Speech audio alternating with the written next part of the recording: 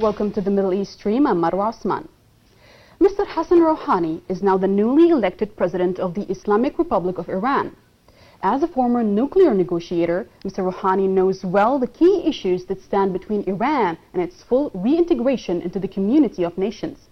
However, observers are awaiting his stance regarding the nuclear talks with the world powers, relations with the Western world, and the Middle Eastern conflicts.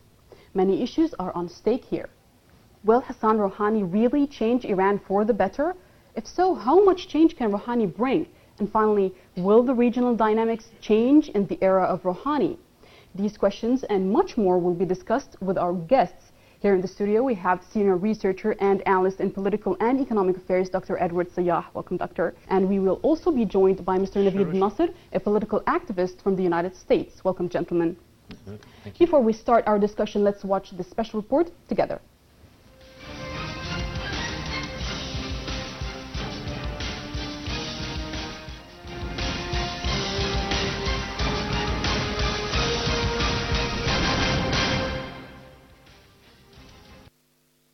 While American succeeding administrations claimed championing democratic transitions in the Middle East, they continually backed Gulf kingdoms in which elections are varied from zero to symbolic elections. Analysts attribute the American approach for giving priority to the security of Israel and energy interests with oil-rich countries over the democracy and freedom of the Middle Eastern people. For decades, the United States has always accused the Iranian elections of lacking transparency and being fraud without any concrete evidence. Away from the conventional criticism of U.S. against Iran, observers perceive the current elections as a democratic victory with the participation of 6 candidates that had free and equal access to Iranian media to present their manifestos, and the people then decided with a voter turnout at 73% in contrast to many Western states where voter turnout is often as low as 50%. Iranian lawmaker and former candidate Ghulam Ali Haddad Adel has praised the Iranian voters for their mass turnout and peaceful participation in elections, pointing out a distinction between the democracy in Iran and in the West, where he said capitalist corporations have the last say in elections, where no one can run for election unless they are bankrolled by billions of dollars. While many are wondering whether Iran's newly elected president Hassan Rouhani will change his nation's policy regarding the nuclear program, he urged the Western countries for more transparency and mutual trust, and pledged in his first press conference to follow a path of moderation, a statement that will likely be viewed as further evidence that his election could open new possibilities for dialogue and cooperation in order to ease what elected President Rouhani called the unfair and unjustified sanctions imposed against the Islamic Republic over the nuclear issue. In short, the world has now seen more than ever that Iran is a modern and thorough democracy. The big question now is, will this change Western foreign policy towards Iran? And will the Americans respect the choices and aspirations of the Iranian people?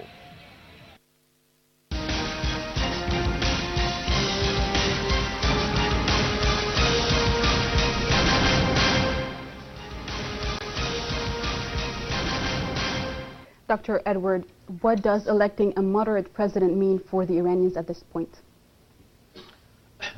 Actually, the election of President-elect Sheikh Hassan Rouhani was really something to be reckoned with, but because he is a moderate cleric. But I have to remind everybody that before him, his former predecessor, Sheikh Mohammed Khatami, was also a moderate.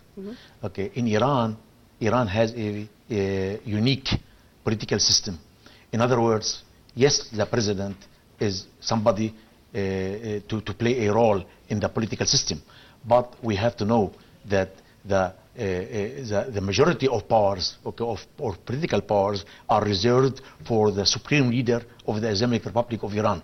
In other words, although Sheikh Hassan Rouhani is a moderate, at surface everybody will expect that he's going to go for fundamental changes okay, in Iran, within Iran. But I believe that the last shot, okay, remains in the hands of the supreme leader, Imam Ali Khamenei, as a successor of late Imam Khomeini. Okay, so in other words, if he's going to make some changes, it would be within Iran. Let's divide the policies in Iran, internal and external. Internally, he might do something. Internally, he might facilitate things. Internally, he might maneuver in this area or that area. But when we come to the, for instance, security issues, or when we come to normalization of relations with the West, second, and when we come to the nuclear program or the uranium enrichment, okay, this I would think he has a little door or little window to maneuver. Well, then you think he's going to maneuver internally in Iran. You think that's why the economy in Iran, the drastic liberty they shout for liberty in Iran right now. Is Yes. that why they changed from a drastic change from conservatives to a moderate shift? Well, the Iranian voters, okay, held a big hope on the elected president. I mean, but usually the Iranians now suffer from three things. Okay, let me please, prioritize them. First, it would be the national economy. Second, it would be the individual liberties or individual rights. And the third one, normalization with the West. Okay, when it comes to individual rights, he might, as I said, okay, have something to say about it. When it comes to national economy, also he might do something. When it comes to the biggest issue, okay, namely the normalization of the relationship with the West, and the second, which is the nuclear program. And these two issues are related, closely connected to each other. How can you normalize your relationship with the West if you don't make concessions regarding the nuclear program? And to make concessions regarding the nuclear program, that means this is, I would say, above his authority, and this is in the hands of the supreme leader, Imam Ali Khamenei. Okay, I believe that more or less he would be probably another Muhammad Khatami. What do you think? What do you think will happen right now within the isolation of the international community for Iran? Do you think Mr. Rouhani will be able to take Iran from this ground? As I mentioned earlier, I would say that in Iran has a let's say a unique, I don't want to say a very unique political system. Okay, on the one hand you have the president, which is supposed to be the chief executive of the entire country. But on the other hand you have, okay, Imam Ali Khamenei, or the successor of late Imam Khomeini, whom I will say the guardian or the protector of the Islamic Republic of Iran. Okay, I don't think that he can go out of the line. I mean, he's going to remain in line with the overall politics of Iran. He can maneuver, okay, a little bit, but within the basics of Iranian Republic. Well, let's share right now the view of Mr. Naveed Nasser over on Skype. Do you share Dr. Edwards' approach on this matter? Well, I would differ only slightly in terms of like one of the things that's important to remember is that Rouhani was part of the administration of President Khatami, and one of the things that President Khatami's administration is remembered for is making a lot of concessions, a lot of overtures to the U.S. and to the West that were never reciprocated. In other words, there were we'll come to the table, we'll halt any sort of nuclear energy program that we have, we'll do this, we'll do that. And it was never reciprocated with any sort of attempt at normalization by the U.S. And because of that, there was a bitter taste left in a lot of mouths in Iran with the Khatami administration. And I think Rouhani has actually learned lessons from that, and he is not making these kind of one-sided conciliatory gestures on the foreign policy front. If anything, he's making sure that his security credentials are intact. Well, but Mr. Naveed, if you excuse me here, many Iranian analysts believe that there are many obstacles that will prevent Rouhani from this approach. Is it true? Do you think that there are many obstacles right now? From which approach are we talking about? From a more conciliatory approach or from a more security-minded approach? Well, the security one.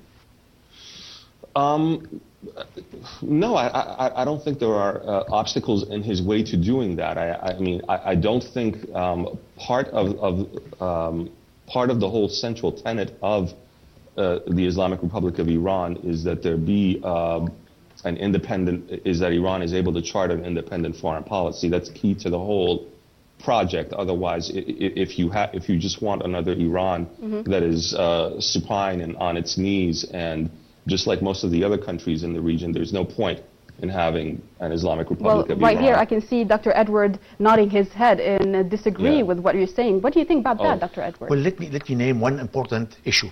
Okay, let's take, for instance, the Syrian crisis now, Syrian civil war. Okay, Iran knows very well that this is an international conspiracy orchestrated and, against Syria. And she knows, Iran knows, and even the supreme leader of Iran and all Iranian political circles know that Iran will be next. So in this case, what can the newly elected president do? What do you think he can do? Can he normalize the relationship with the United States and with the West, okay, on the account of Iranian national security? Of course not. Okay, so he himself announced, okay, shortly after he has been elected, that he supports President Bashar Assad regime.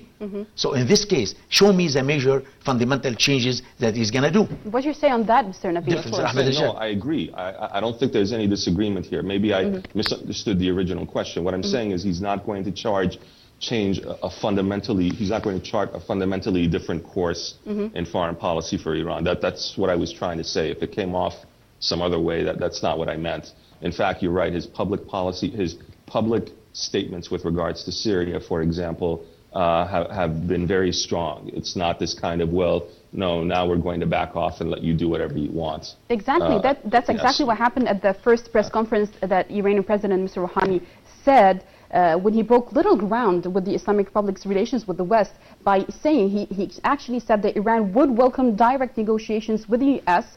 if the U.S. stopped meddling with Iran's internal affairs. That doesn't sound like possible change in foreign policies, does it? No, it doesn't. Again, negotiations, normalization, these things are possible, but not from a one-sided perspective. In other words, in order for there to be normalization between Iran and the U.S., several things have to happen. The U.S. has to stop instigating and funding attempts at color revolutions in Iran, things that happened in 2009 like the Green Revolution. The U.S. has to stop funding and arming guerrilla groups like PJAK, the Kurdish guerrilla group that operates in northwestern Iran, Jundullah, the Al-Qaeda-affiliated Balochi separatist group that operates in southeastern Iran, some of the Ahwazi separatists that operate in southwestern Iran. These groups are all funded, manipulated by the U.S. for the sake of, I forget the biggest of all, which is the Mujahideen Khalq, which has its biggest base of support is not in Iran, but inside the halls of power in the U.S., in Congress, in Capitol Hill. That's where its support lies. And all of these groups, to one extent or another, are funded, armed, and trained by the U.S. If Iran was doing anything similar to the U.S., the U.S. would already have declared war on Iran. Let's take into consideration what you were saying, but what we saw from the U.S. lately, it has accused Dr. Edward, I want to ask you, the U.S. has always accused the Iranian elections of being fraud and lacking transparency, but this time they praised the newly elected president. What made them change their minds right now? Very simple, because, Barack Obama is different than George Bush. Barack Obama is against the intervention policy in the Middle East. I would say that after 2003 and after the intervention of the United States in Iraq, United States is not ready at all to intervene militarily in any country in the Middle East. So, you believe they should intervene militarily when they are supporting militants on the grounds already? Okay. No, what I meant to let's say to wage a fully fledged war, okay, against any country in the Middle East, like what George Bush did in 2003.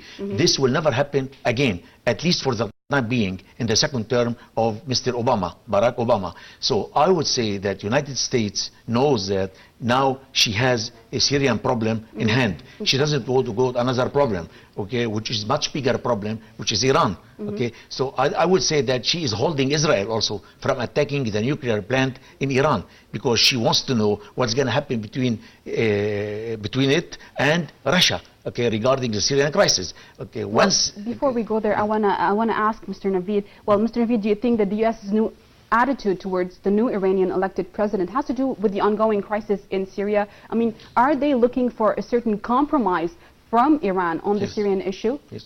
I think more than anything else, the quote-unquote new U.S. attitude is mostly a result of wishful thinking and of believing their own propaganda with regards to Iran. They truly believe that Rouhani is someone probably maybe who is against the current system in Iran, who is willing to, again, be like Khatami and deliver these sort of one-sided concessions with no expectation of anything in return. I don't believe that Mr. Obama has charted anything remotely resembling a radically different foreign policy for the U.S. On the contrary, the only difference has been that they haven't gone in full force and invaded militarily a country on their own, but that doesn't mean that they haven't done similar things, just they haven't put troops on the ground. Libya, for example, is a prime example of that. Syria is another example of that. I would say that what's going on in Lebanon right now with Ahmed Asir, that has the U.S. fingerprints all over it. I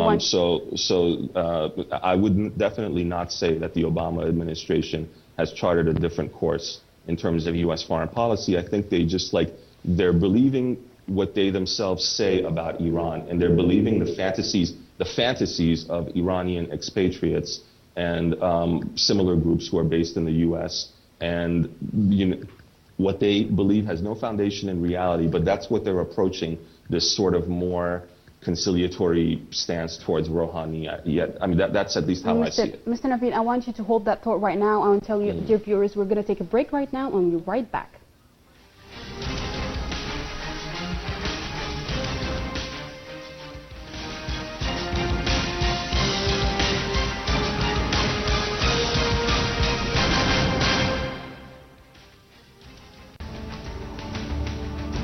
The crisis of capitalism, the European impasse, the energy shortages, the emerging power of Asia, the economic power of the Arab world, the economic debate, informative, revealing, and progressive. It discusses the economic event of the world. Economic debate, where the numbers reveal the truth.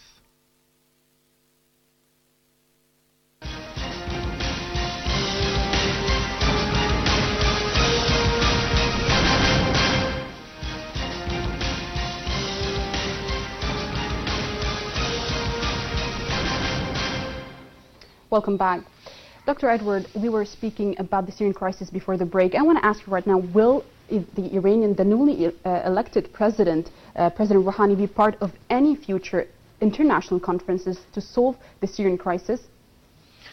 Actually, this is what I was alluding to when I spoke about the not readiness of United States, the unreadiness of the United States to interfere in Iran. United States, to the contrary now, okay, regarding or concerning what's happening in Syria, she wants to get closer to Iran.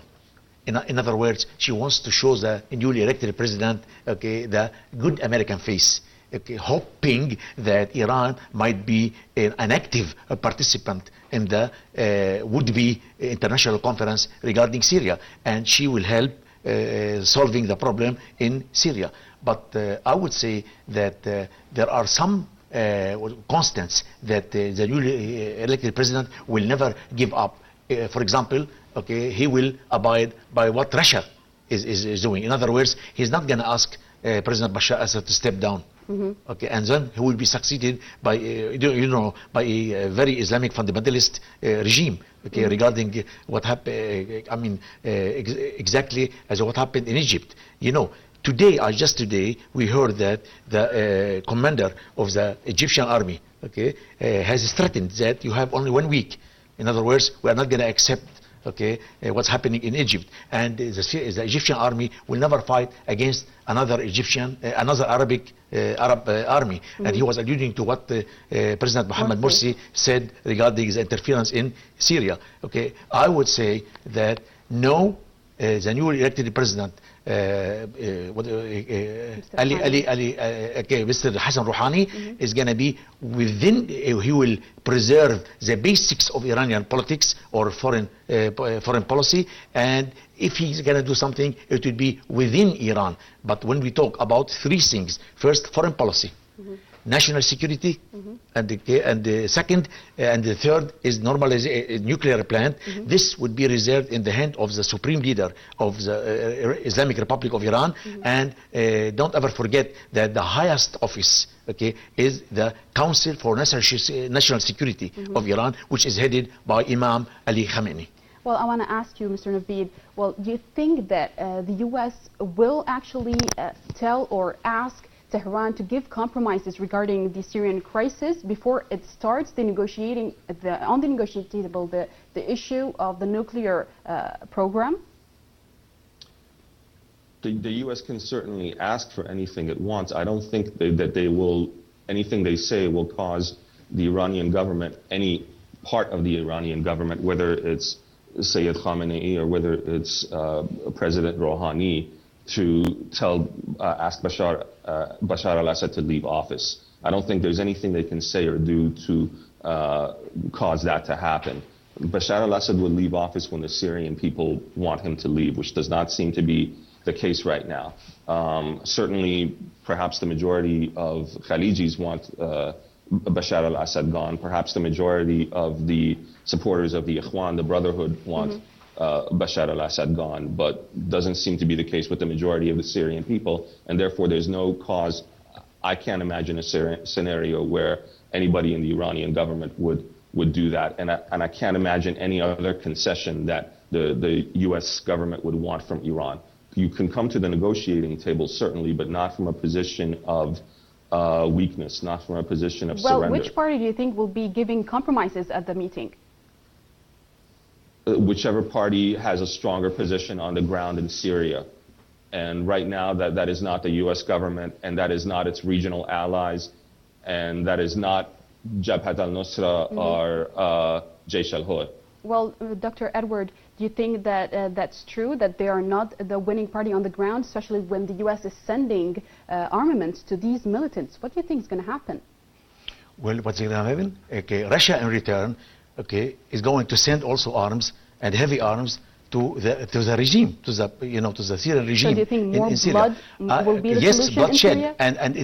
and we might be heading toward a lingering crisis. In other words, this might last another 1 year or 2 years or 3 years. Nobody knows. Okay, and it might end up with another Sykes-Picot. In other words, of 1918. Okay, in other words, okay, usually you cannot predict what the superpowers are going to do. We might be facing, we might be heading toward a Kerry-Lavrov pact that will replace Sykes-Picot pact of 1918. Right now, what Russia and Iran are trying to put on the table right now is the immediate stopping of the bloodshed in Syria in order to negotiate a solution. Do you think that will actually happen, or will the U.S. actually accept this condition? Well, I doubt it. You see, the problem is that no one of the two conflicting parties is ready to stop fighting, you see, because both of them thinks that the more land he captures or the more land he put his hand on, then he will enhance his position on the negotiating table. You see, so regarding the regime, even Sergei Lavrov, the Russian minister, said once, and if I still recall, that nobody asked the regime to stop, liberating his land, okay? His country. And on the other hand, you see, the Syrian rebels, if you can use this, or the revolutionary, think that it is their right also to liberate their country. So we are heading toward two opposing parties that no one wants to give concessions already now, as we speak. Nobody knows down the road what's going to happen. But for the time being, nobody is ready to give concessions to the other. Well, Mr. Naveed, as Dr. Edward was saying, nobody is ready to compromise, but Tehran said it will only be a part or attend the meeting if there will be a possible or maybe an imminent closing to the bloodshed in Syria. Well, will Tehran ever attend if this condition is not met? I mean, that's difficult to say. Again, my thing is, I would certainly hope that Iran doesn't come to the negotiating table from a position of weakness, and that is not where it's at right now.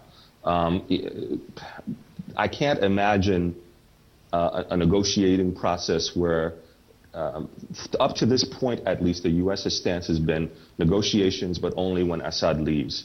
Well, that is not something for the U.S. to dictate. Mr. Naveed, the U.S. clearly stated that it had stopped asking for the denouncement or the falling of the regime. They are just asking for a change in the regime right now.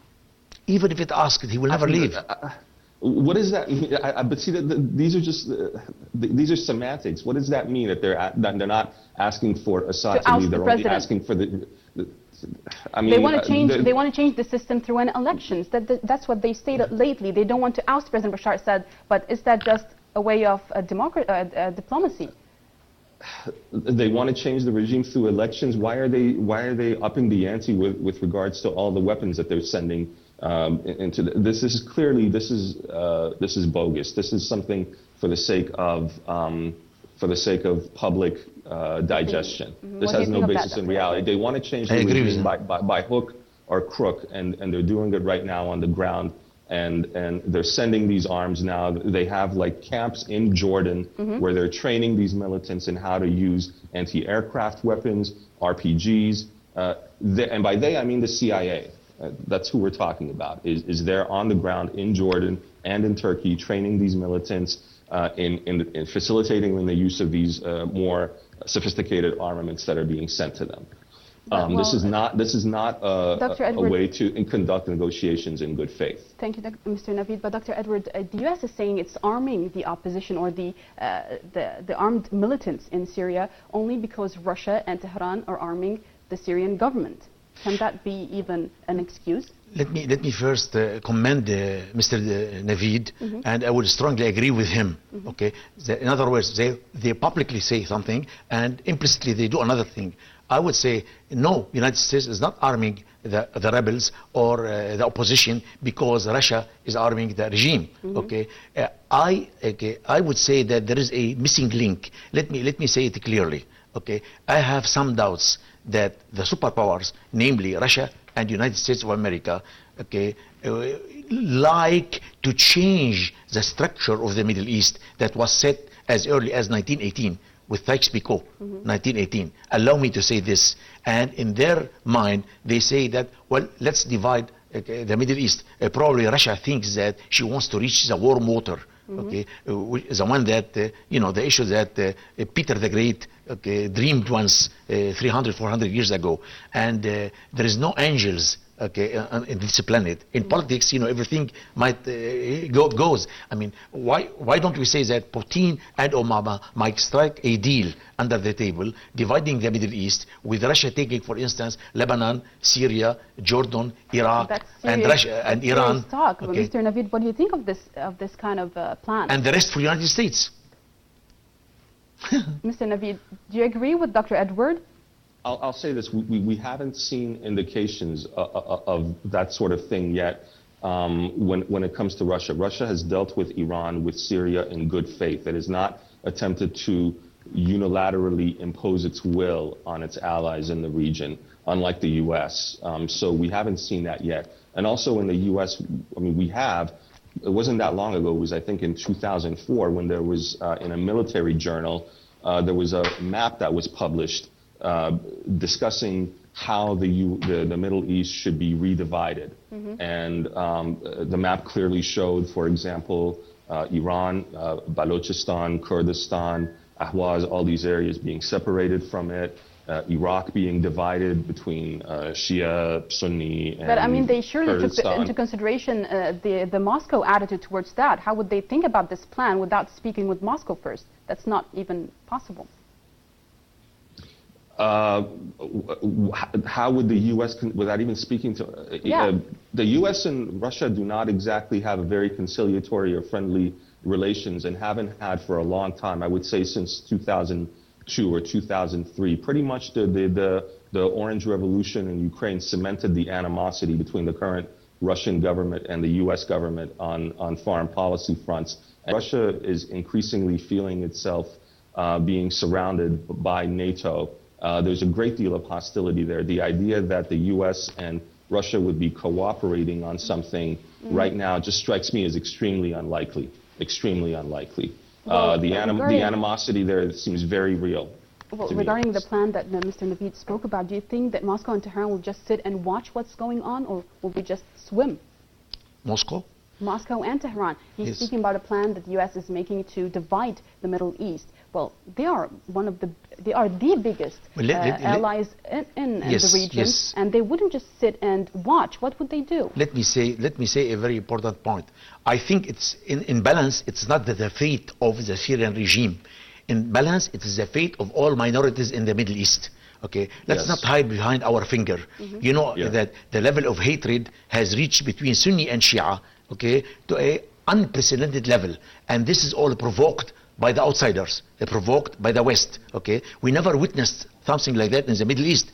So I would say that Russia will never accept, okay, to be isolated. And what happened in Iraq, and what happened in Libya, and what happened in, let's say, Egypt, okay, Russia felt that it was stabbed on its back, and it was betrayed by the West. Russia will not wait until... What about Iran? She sees itself circled, okay, from all over. Okay, Iran also, at the same time, knows that Iran is meant after the Syrian regime. I mean, if they take over Syria, next would be Iran. Okay, Iran. Do you think Iran is a piece of cake? Okay, they could take it easily. No, they cannot take it easy, but it would not stand aloof and watching what's happening in Syria until they take over Syria and then they come to it. Okay, it will do what we call a preemptive strike. In other words, okay, Iran is rushing into helping Syrian regime and also Hezbollah, as you know, in order not to reach to it. Okay, I would say that what happened in Libya and what happened in Egypt and what happened in Morocco and what happened all over Libya and also in Iraq will never be repeated. And Iran plus Russia, okay, will never accept the very same scenario orchestrated by the West to go on again, okay, and they will stand up to what's going on. I am afraid only one thing, that things might spill over and we might be heading toward a regional war in the Middle East. Okay, when you see the participants, Turkey, Israel, okay, Iran, Egypt maybe? Iran, Egypt, okay, Syria, okay, and the fire will go over all the Middle Eastern countries, and then you might have also Russia and the United States. I am really afraid of a third world war. We will speak about that right after the break. We'll be right back.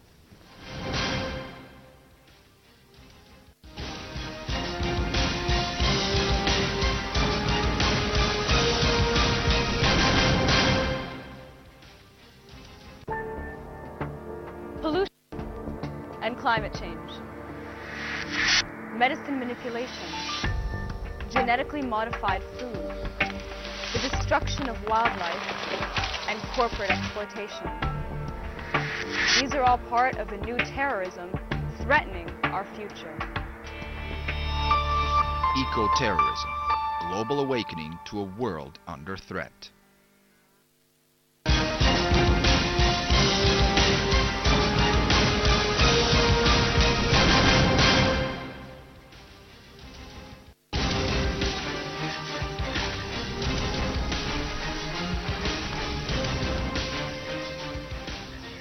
Welcome back. Mr. Naveed, I want to ask you about what Dr. Edward was saying before the break. He was concerned about a third world war in the region. Do you agree with him?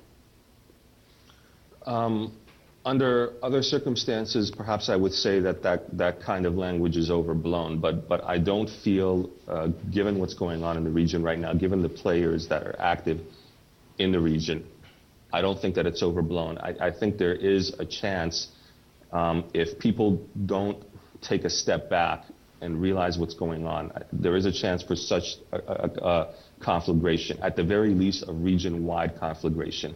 What we're talking about, and what the other guest alluded to before the break, is this. Since 2006, essentially since the victory of the Lebanese resistance in 2006, there has been a clear policy by the U.S. of instigating, funding, and arming militant Sunni groups in the region. We're talking about Salafis, we're talking about, to an extent, the Brotherhood, and turning them loose against Iranian interests and Iranian allies throughout the region as a way of curbing Iranian influence. What this has done is this has heightened sectarian tensions to an extent that no one has ever seen before, not even in 2005 in Iraq, when things were really, really bad. This is even worse than that.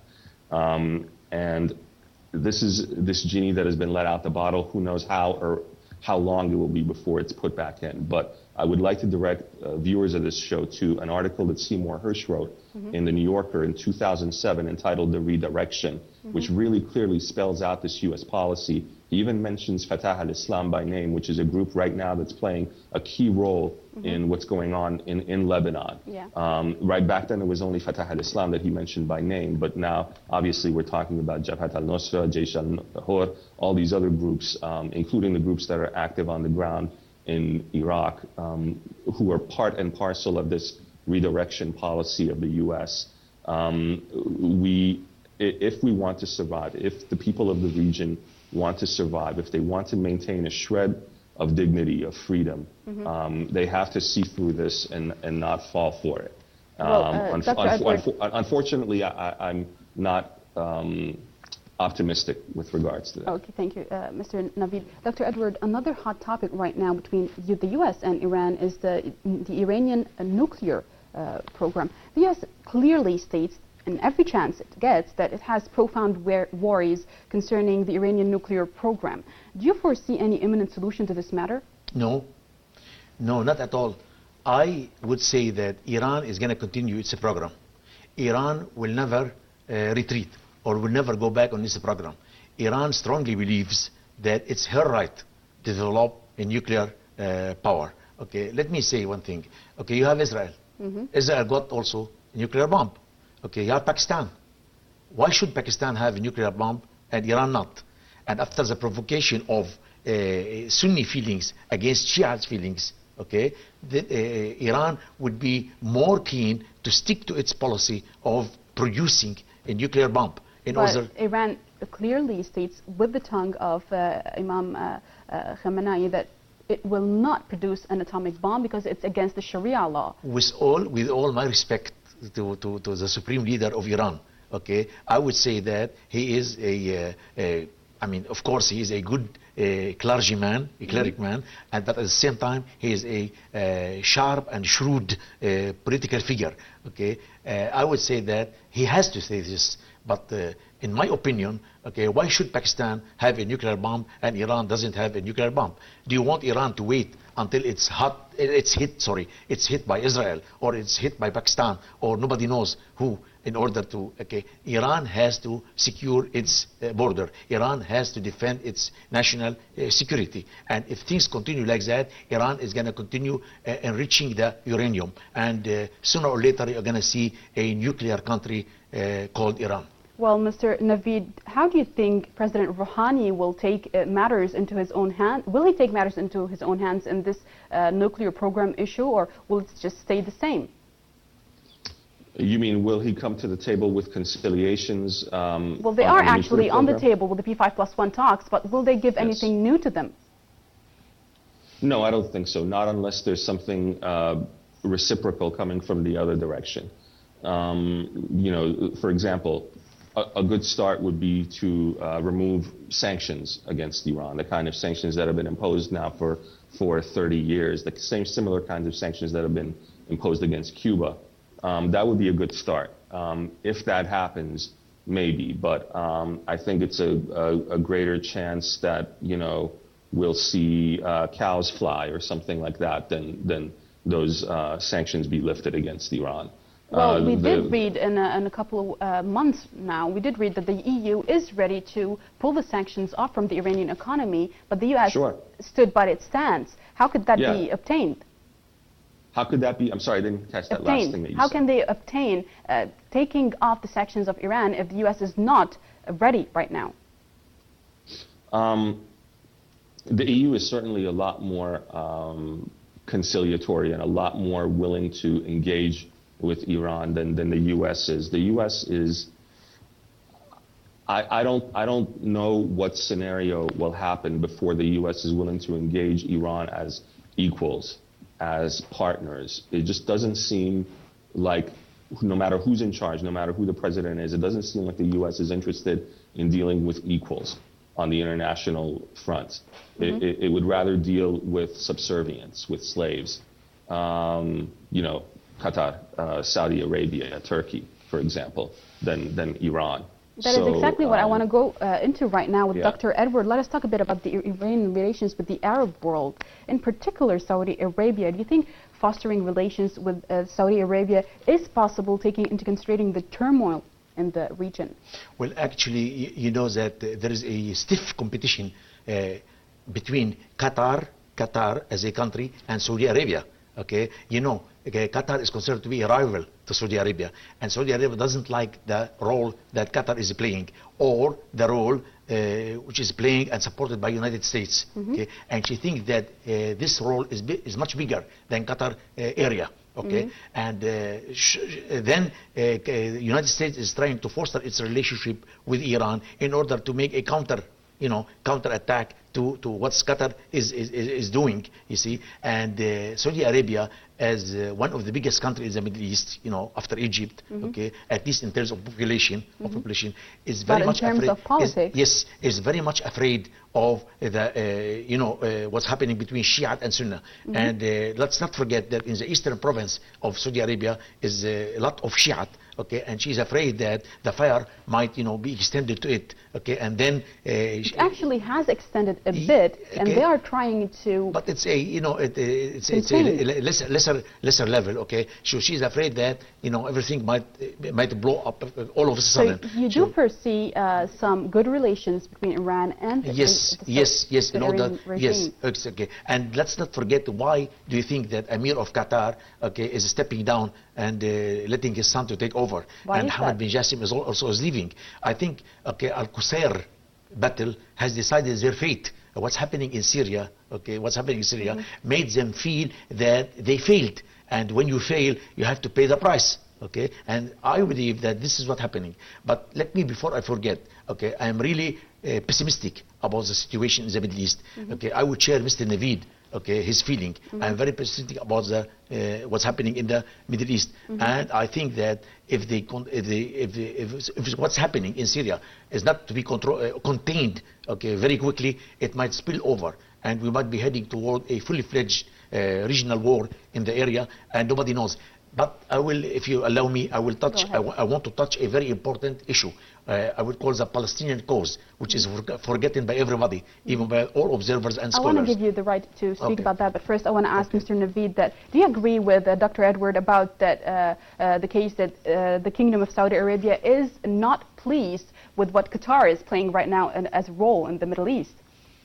There's certainly a rivalry going on there, absolutely. It's not...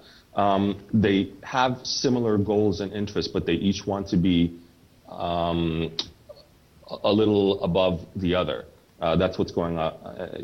Across the region, for example, you see Qatar funding and arming more brotherhood elements, whether it's in Syria, whether it's in Egypt, whether it's in Lebanon, wherever, you see that link being forged. And in Saudi Arabia, you see the link being forged with more of the Salafi-oriented groups.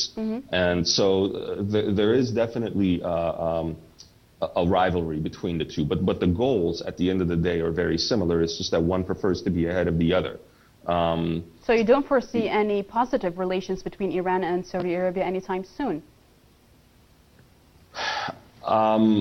I don't see it. I don't see it. I think that the government of Saudi Arabia, since the inception of, remember, the entire beginning, the entire foundation of the GCC, the Gulf Cooperation Council, was directly as in a challenge to the founding of the Islamic Republic of Iran. The whole purpose of its being was that, to challenge Iran in the region. We haven't seen anything from any of these countries that shows that they are willing to engage with Iran as partners, as equals. Rather, they're willing to set a torch to the entire region for the sake of curbing Iranian influence, if you will. Well, Dr. Edward, I want to go back to you and tell you that you are saying that we have forgotten about the Palestinian cause in this turmoil. What do you want to say about that? Okay, well, I would like to attract the attention of everybody that Syria was considered to be the only country left in the resistance camp, if I can use it, as a confrontation state. She never wanted to normalize relationship with Israel, and probably this angered United States and the entire West. Okay, and they felt that even after they took over Iraq, okay, the animosity between Arab country and Israel remains the same. So the Arab Gulf countries, and we know that Qatar has to some extent relationship with Israel. Okay, they didn't like what's going on, and I believe that United States and the West wanted to, in other words, force President Assad to make some concessions, as exactly what the late President Anwar Sadat did in Camp David in 1979. Okay, but Assad, of course, I mean, following his father Hafiz al-Assad's steps, he always resisted this policy and refused to normalize relationship with Israel before Israel giving back the land that it occupied in 1967. Okay. So you mean to say right now what stands between Israel and its target is Iran and Syria? I am afraid that the West thinks that partitioning the Middle East, okay, creating or coming up with a new structure for the Middle East might help Israel get rid of all Palestinians, of all Arabs, Christians and Muslims alike, okay, from Gaza Strip and from West Bank and from 1948 occupied territories, okay, throwing them to the neighboring Arab countries, Jordan, or the newly, for instance, installed countries, I don't know, where probably in Syria and Lebanon. So in this case, Benjamin Netanyahu would have, for instance, achieved his dream, or all Israeli leaders achieved their dream of a full 100% Jewish country. I want to end off right now with Mr. Naveed by asking you, do you think Israel will step back a bit from its hegemony on Iran towards the Syrian issue, or will it continue and maybe continue to a state to seriously let the Arabs forget about the Palestinian cause?